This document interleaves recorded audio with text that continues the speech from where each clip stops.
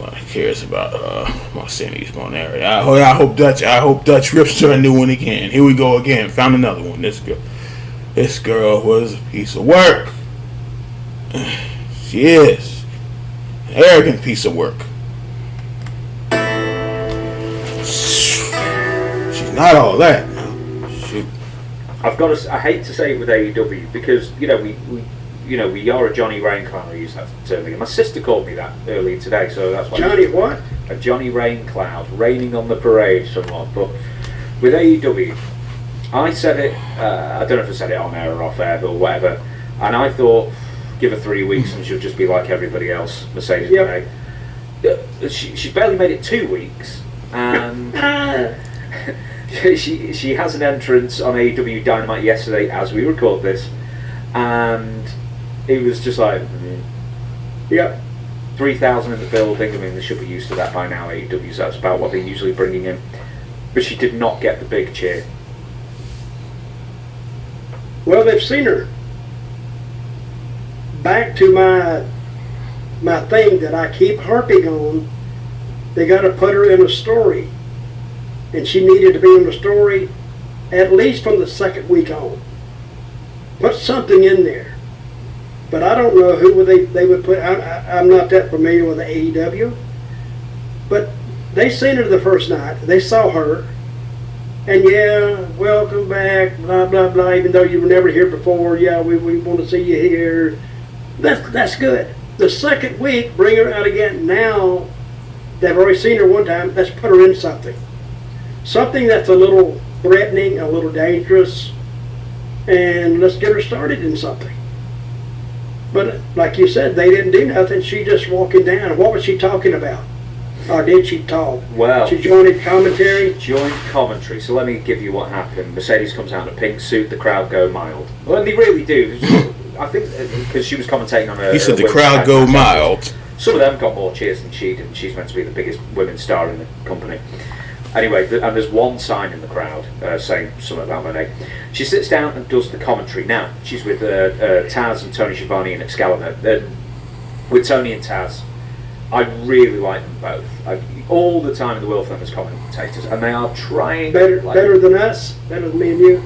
Well, we're more like political commentators in that sense. We don't commentate on matches live as.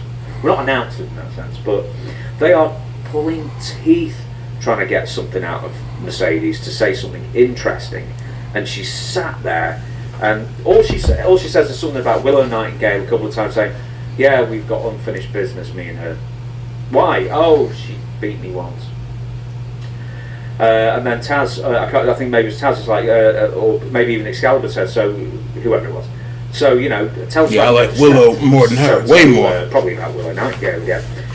And she just goes, yeah, something about unfinished business, and then she's just monotonous, charisma. You know why, don't you? Go on. You know why, right? Well, she's not that good a talker anyway. Who? Willow? Or you talking about? That's all they put her in. You talking about? Say do is talk for 3 weeks straight. But she's not that strong a talker. That first week was after a while like, I love you guys. Okay, we got it. You love Boston. We got it. Okay. Now, if nothing else, why don't you ruin that feel-good moment by having one of those heels come in? Now, this town don't give a crap about you. They'll probably run you out and, blah, blah, this, that, and the other. And when you used to hang out at the bar, I know, we all know all your background.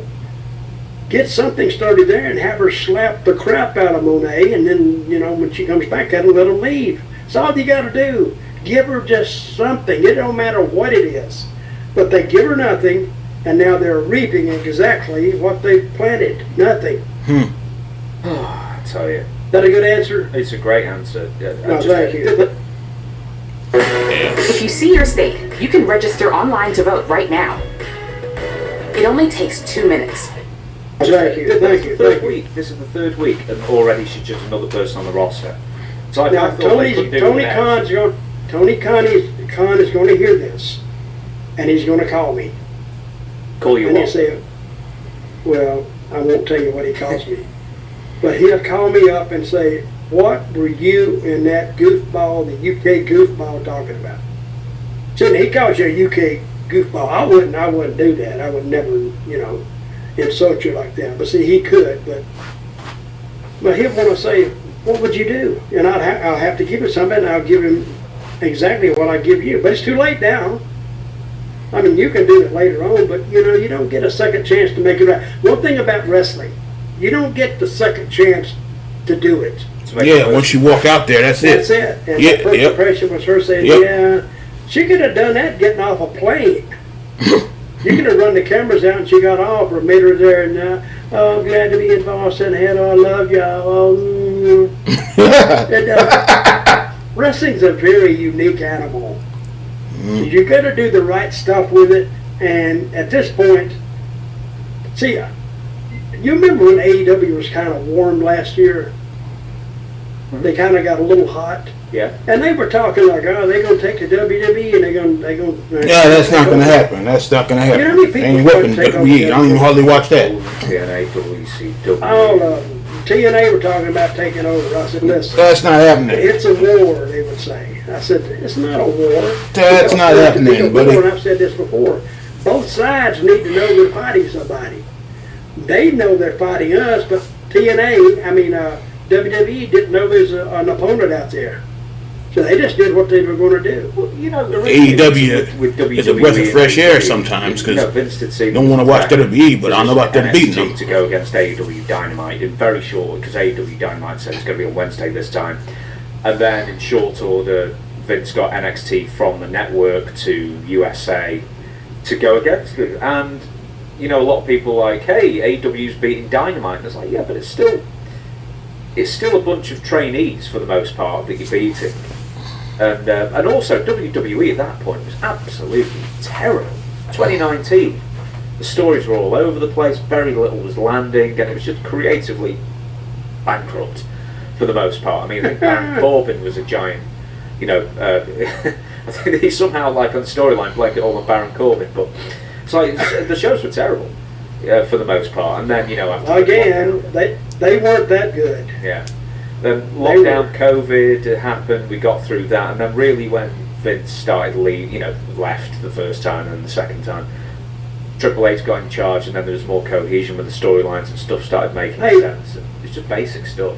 On an off note here, what's Vince been up to? We need some news from him. We need the news from that side, so we got something to talk about.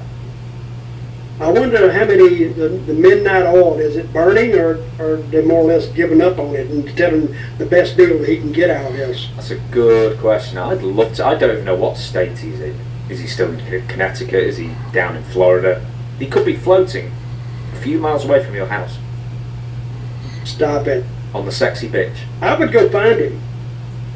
I would go out there and say, Vince, I'm here right in time, buddy. And they'd say, you're fired. You bring me back to that crap. You're fired. I don't even work for you. You're fired anyway. Take the microphone with you. Yeah. It'd be good. It'd be good for the rating. But we need to know a little more about Vince's side and what's going on, because that news has gotten stale. So, but I have predicted that I think that attorney for Janelle Grant, she has a lot of those other girls who contacted her. I think we're going to have more of them coming out, but not right now. I think the attorney is holding them back till they see what's going to happen to Vince. Class action lawsuit, I bet's coming on. Let me just give you one more thing about the Mercedes thing, and then we'll end on the her story. Is a couple more examples. Edge, Adam Copeland, Bryan Danielson, AEW. I mean, these are different years they came in, but they came in, and what did either of them have? I mean, Adam Copeland had a storyline going with Christian, which is the natural thing. But for the I still can't believe he left. Match of the week with somebody he's always wanted to wrestle, and then Bryan Danielson's exactly the same. It's just match of the week with whoever he's dreamt of wrestling. Whether it's Takeshita or whoever else it is that he's always wanted to have a match with, and then there's no follow up, there's no story, and then he just moves on to the next match. And I'm wondering if Mercedes Mone is going to be exactly the same. It's just going to be Tony saying, I'd like to see her and her have a match. And then it's her and her have a match. You answered your own question. That's why they have a booker. he don't give a crap about the quality of matches the guys have. He wants to know, does it punch the ticket for people to buy a ticket to see it? And I've seen a lot of matches drew a lot of money, but it was no more than kick, punch, fight, because they had a story. And I'll beat that drum till the cows come home, because how many times can you see, and I may have already said it during this podcast, how many times can you see an arm drag and a slam and this, the same stuff everybody else does?